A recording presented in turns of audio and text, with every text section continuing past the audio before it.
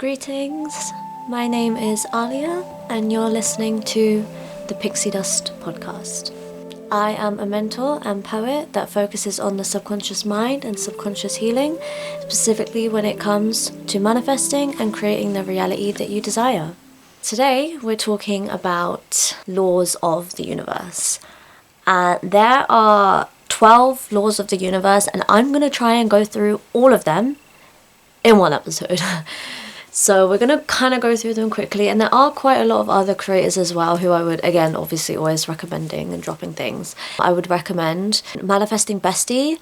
That podcast, Flora Sivos, covers those laws really, really well. I can also dive deeper into it if it's something that people want. I want to cover what they are first, but I want to talk about it in relation to all of this other stuff when it comes to subconscious mind and how it relates to that, because obviously that's my focus. So we're gonna go over what those laws are kind of quickly, and then we're gonna talk about it in relation to your life and what kind of energy you want to bring into it. Laws of the universe refer to fundamental principles of our reality. Obviously we have the scientific laws like law of gravity, but the laws of the universe that I'm talking about are considered spiritual laws. They're working all the time, regardless of if you believe in them or not. The more you start to practice and become aware of these laws, the more you start to realize the reality of them in your everyday life. Things like law of cause and effect, karma, things like that are pretty well acknowledged and well understood. Law of attraction is a really popular law. These laws, when you start to pay attention to them, you start to see how they're operating in your reality pretty much, all the time. But also when you start to understand them, you can start to become aware of how they work and then utilize them so that they're working for you. Another thing to note about the laws of the universe is that if you are religious, you see the parallels in religious texts as well. Like, for example, dua in Islam, which is making a prayer, it works, if you read the Quran, it works on the same principles as law of attraction. It's the same thing. But it's just like that thing we talked about, signs and signifiers, which we did talk about in the first episode. Obviously, it's the idea of when we think of the sign, we think of the thing that it represents. So, for example, a tree, we know it because it's got a brown trunk, it's got brown branches, green leaves. That is the form that it takes. We know what that is on a base level. But the signifier is the word tree. We use the signifier to define what that is. That's just a word. It doesn't actually represent the thing. It's just there as a signifier for us to understand it. And so we can put any label we want to attach to that thing. We could call it bombolom. And that could be, we could have called bombolom a tree, I made that word up. But do you get it? I mean, when we talked about signs and signifiers in the first episode, I was talking about God and I was talking about the labels that we use and how what the sign is of God, we use very different signifiers depending on what branch we're approaching it from, but it's all the same thing. And obviously with these laws, you can see them, like for example, law of cause and effect in Hinduism, we have karma. And that obviously is a huge parallel. Again, it's about the signifier of it. It's just the labels. You want to call it karma, great. You want to call it dua, great. Whatever you want to call it, it's all working under the same principles. We're going to talk about it through this lens today, which is under the label of the laws. The first law is, and this is not in chronological order, is law of divine oneness. So this is the concept that everything around us is connected. It's all part of one intrinsic thing. Scientifically, I like to think about this as the fact that everything is based off of atoms. At the end of the day, when we go down to the core of it, everything we see, including ourselves, including reality, including the stars, it's all scientifically, we know that they're all atoms. And that's what the law of divine oneness is suggesting, is that everything is connected. Nothing is actually separate. Separation is an illusion. When you really start to deep that, you start to see it within your reality, the connection. It's something you can meditate on if you want to. Just sit with your eyes closed or half open and just feel into the idea of everything being connected. If you have a logical brain and you need to think about it through the lens of atoms, then do that, but also just thinking about it spiritually and how we're all connected spiritually to each other and to the earth. When we're thinking about the law of divine oneness, we're also thinking about the need for compassion and empathy, because that's a really intrinsic part of thinking about how everything is connected, is understanding our relation and our connection to these things and how we impact each other. The second law is called the law of vibration. So this is the idea that everything is operating on a type of energy. You know those metal clips that you attach it to like a plant and then you can hear sound waves? That's energy, that's vibration.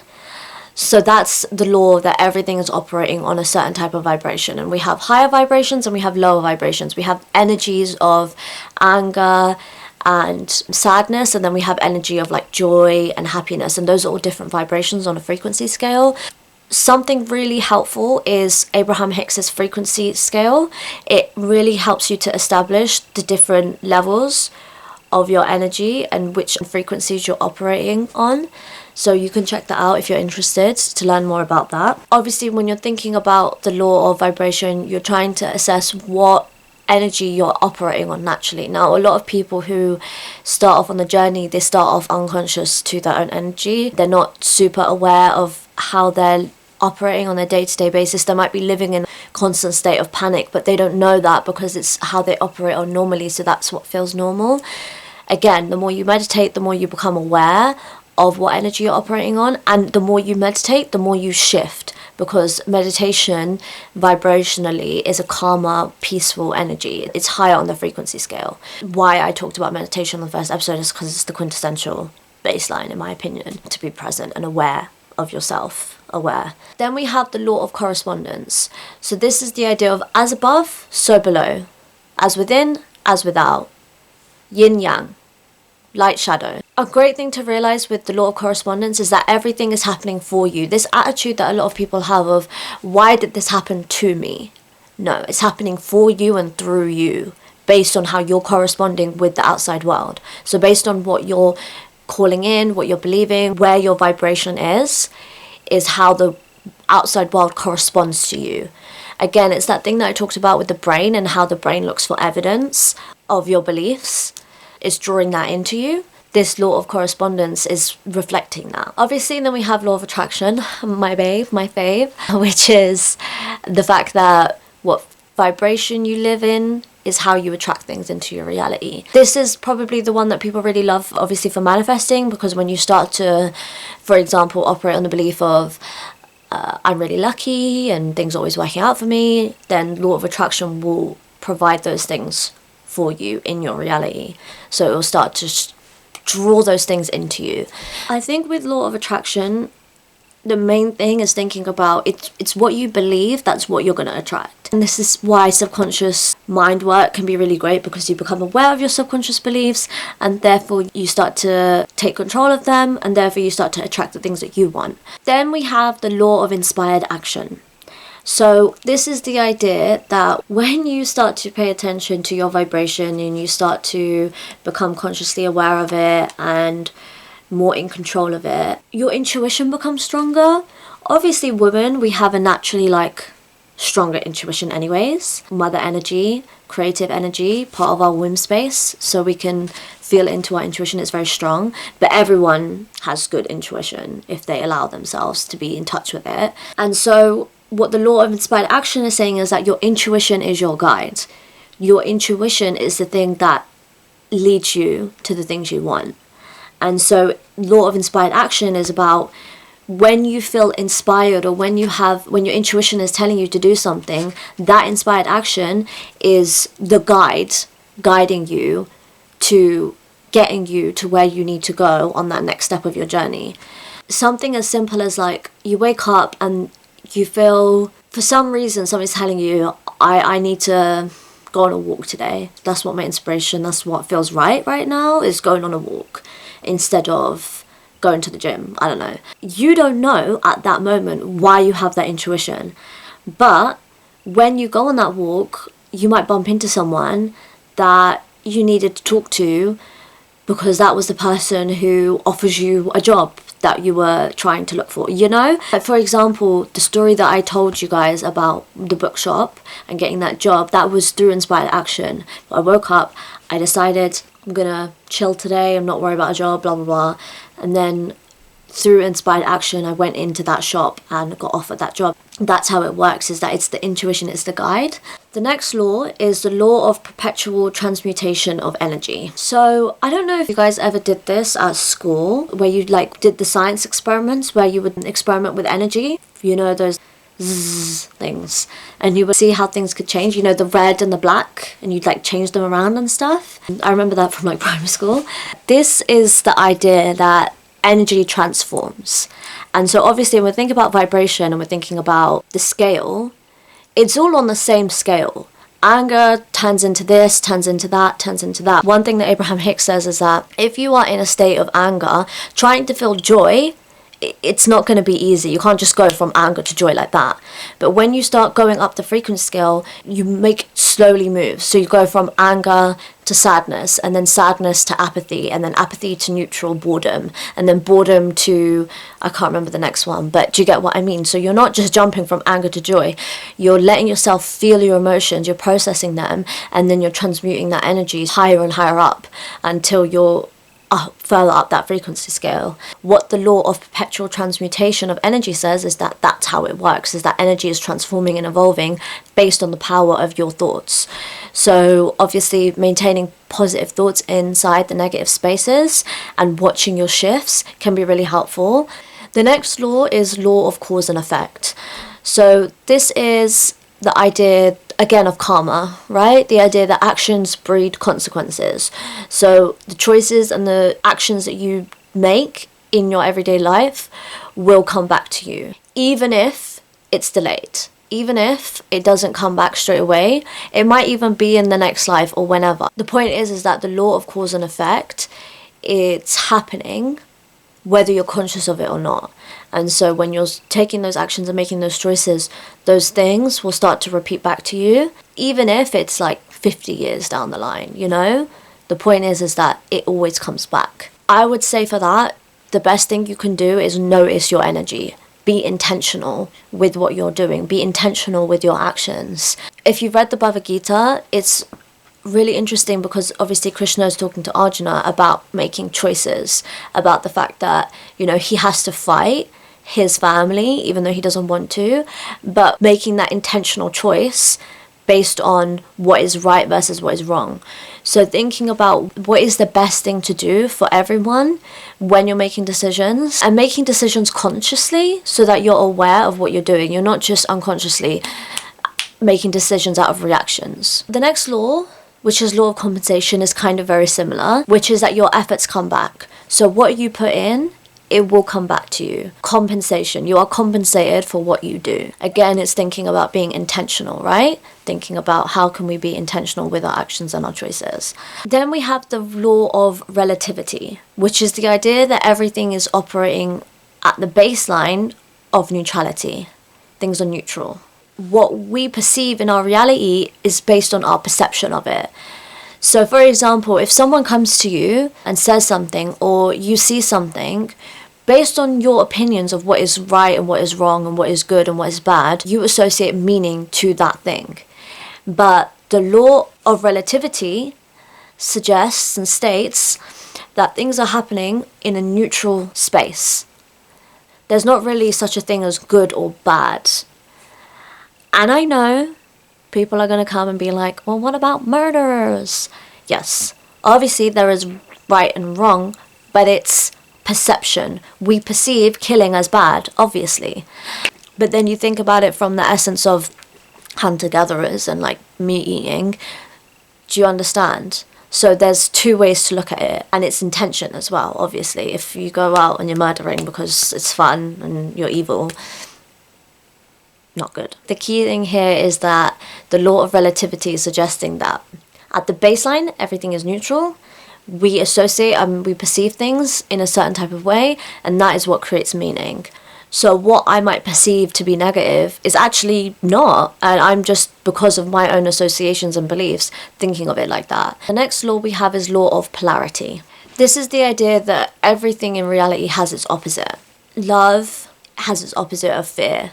Anger has its opposite of peace. Joy has its opposite of sadness. The point is that everything works in opposites, which again, a lot of these laws kind of interconnect with each other. Things are on the same scale, just different ends of it.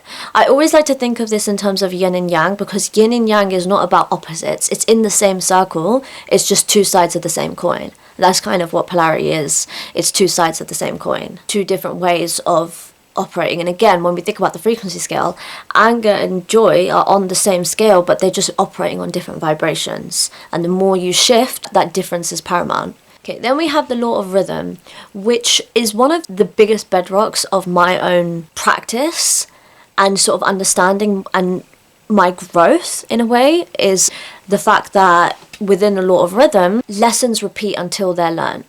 So cycles continue to manifest until you learn them. Reality is like a loop, and you're constantly repeating the same lessons in different forms, taking different relationships and different situations, but they're bringing up the same responses and same emotional reactions inside of you, same beliefs, and until you start to shift those and transmute them, and then you start to spiral, and you start to spiral up and up and up until you get to that higher state of consciousness, nirvana, Buddha state, whatever you want to call it. It's kind of that natural flow of rest versus action, of rest and action together, taking the time to pause and then taking the time to act.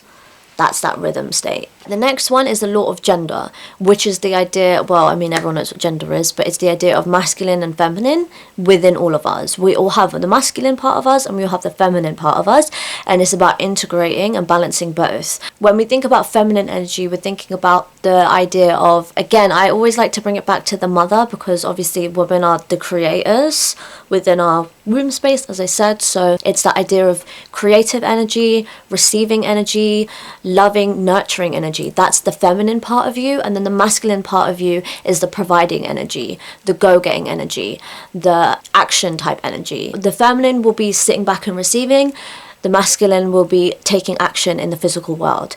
That's both of those in balance. So understanding and connecting with both your masculine and feminine side is really, really important. And integrating them and balancing them really helps with becoming more balanced within your own self. Okay, so that's all the laws. Yeah, we got through them. I don't know how quick we got through them, but we got through them. I also kind of want to mention law of assumption, which I, reading my notes, thought was be in here, but then I counted and realized we've covered 12. Law of assumption, it must not be a universal law, but I do want to bring it up because it's kind of like law of attraction, but it's really great for manifesting, and it's the idea of assuming what you are, of assuming the state that you want to be in. For example, I assume that the sun is going to come up the next day. Hopefully. I make that assumption, and therefore the universe proves that assumption to be true, and that's the law. So it's the idea that when you assume things, the law works by proving those assumptions to be true. I assume I'm lucky, law of assumption, therefore the universe is presenting that assumption back to me. So I'm deciding to assume these things. It's a good law for manifesting and helping you create your reality. But those are the 12 laws. And so understanding all of them and coming into terms with all of them is really important in terms of understanding how your reality works. Obviously, when it comes to our own mindset, I do always tend to keep my mind focused on law of attraction, as do many other people in this same community. But things like cause and effect and things like law of rhythm are also really important because they represent how our reality responds to us. And when we can become aware of our patterns and the things that we're exuding into the world, and therefore that's being reflected back to us, we start to become conscious of it, and therefore we can start to shift. How do I apply all of these laws to my life personally? First thing, obviously, we've talked about, is paying attention to my beliefs and thoughts, because these beliefs and thoughts are how those laws are responding to me. So based on what I'm assuming to be true, what I'm believing, I'm attracting law of cause and effect. It's creating rhythm, it's repeating, and that's how it happens in my reality. We call this conscious creation. Instead of unconsciously responding to the world around us and thinking, oh, life is happening to me. You start to become the conscious creator. You start to become consciously aware of what you're doing, and therefore you are able to create. And then you realize that actually life is happening through me and I am in control. I can create. I would say one of the best places you can start is maybe assuming things. So assuming, waking up and then assuming, I'm going to get a free cup of hot chocolate today. I've just decided, it's just going to happen. And you really have to believe it, like you believe the sun is going to come up. You can't have any doubt whatsoever. It has to already be real within you, like you're holding it now, that cup of hot chocolate. But if you believe that, then that's how it shows up. So obviously so many things have been manifested like that. Paying attention to your beliefs and your thoughts and working through those is really important. You become more aware of your beliefs and your thoughts through meditation, and then when you start working on your self-concept, as I said in the second episode, and also doing the shadow work, you become conscious of what you're believing, and therefore you can start to understand and shift and change. And then again, bringing in the idea of the shadow, understanding your inner self, what the inner self needs, the true nature of who you are, and how you can integrate that and let it work for you. So remember what we talked about when it came to shadow work, which was, whilst those parts of me are things that I might have repressed, that I might be unconscious of, that I might be like not super proud of, those are also my superpowers. I might be angry and reactive, but that means I'm also passionate. I might be emotional and a crybaby and sensitive, like too sensitive, but that also means that I care a lot and I have empathy. Learning how to work with those, doing the shadow work and integrating your shadow into your light so that you can start to work with that. That relates to, well, it relates to a lot of the laws, but definitely like correspondence, as above, so below. So the universe will start to correspond to that integration.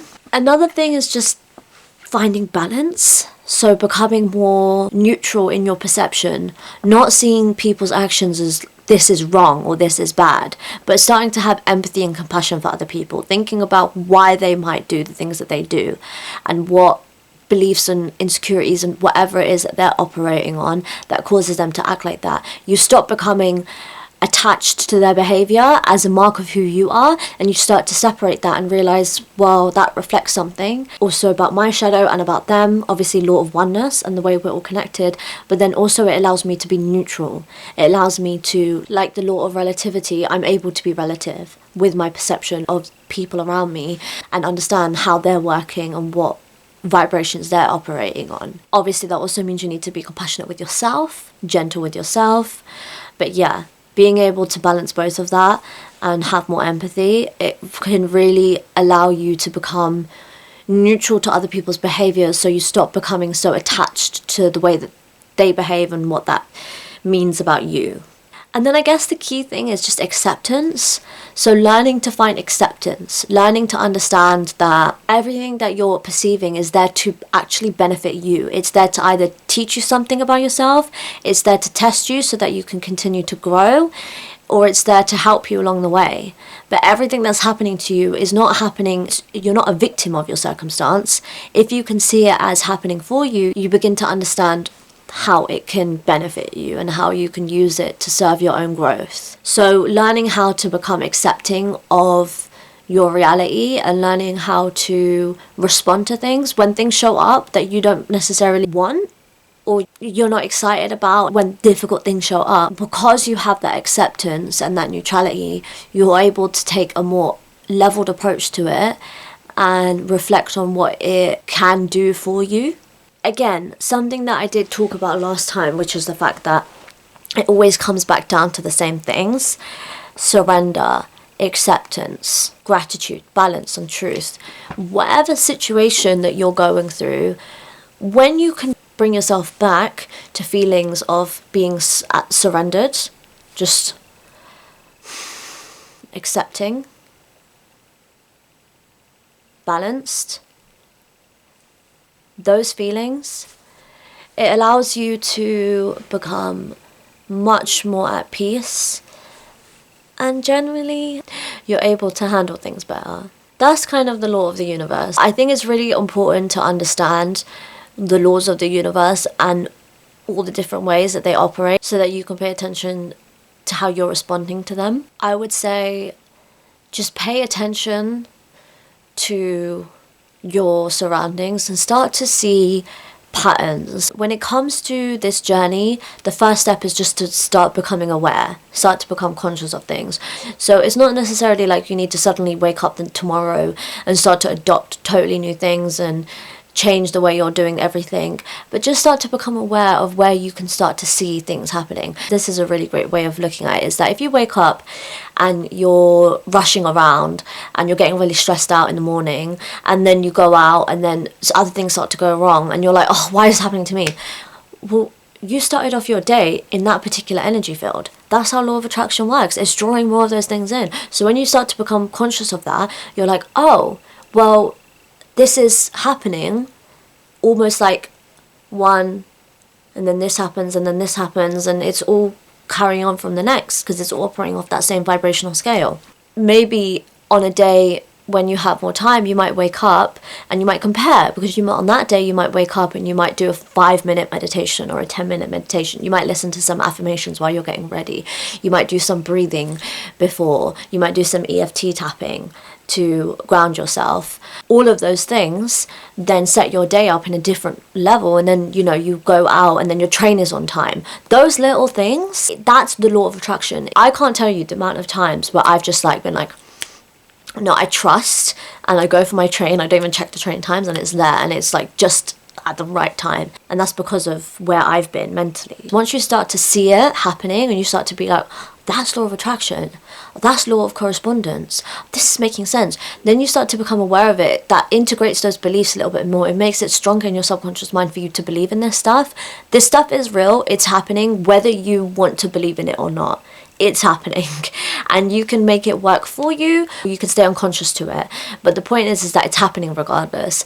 And so becoming aware of it and paying attention to how it works and utilizing it is one of those key parts of creating the reality that you want. Thank you so much for listening. I really hope that you got something from this. I hope it wasn't too rushed.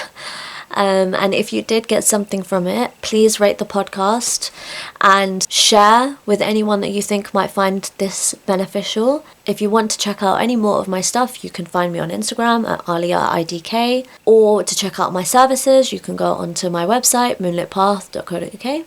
And we are going to end this episode by integrating these concepts, meditating on this stuff. I will talk you through an affirmation, poetry meditation session.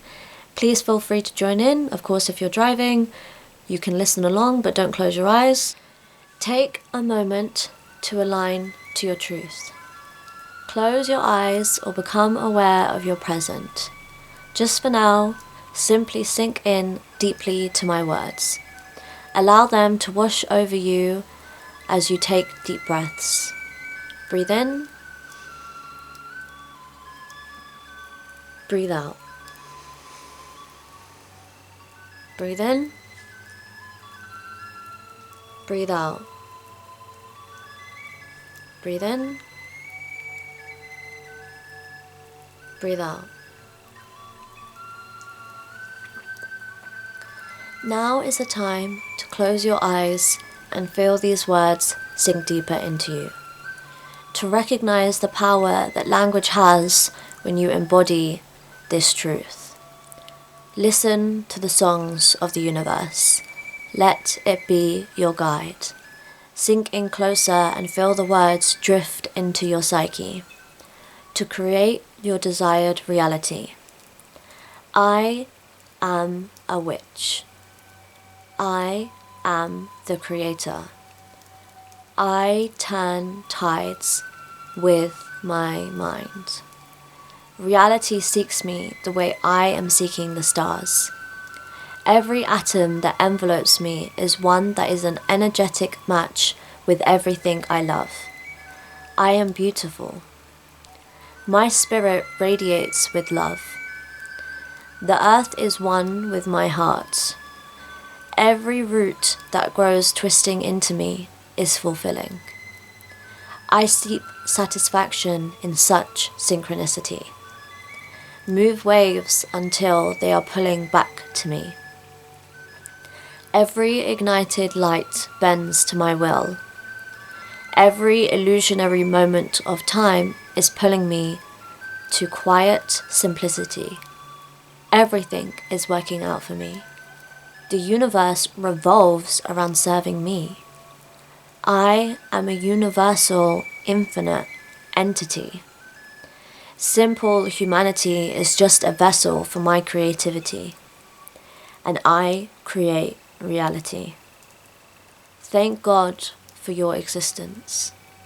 Thank the universe for bringing you into this moment. Thank yourself for having the courage to listen. Thank this moment for bringing you all your blessings. Surrender. Submit to the will of the Supreme. Allow yourself to exist. Allow the blessings to flow. Allow expanding and growth. Thank you for listening. Stay blessed.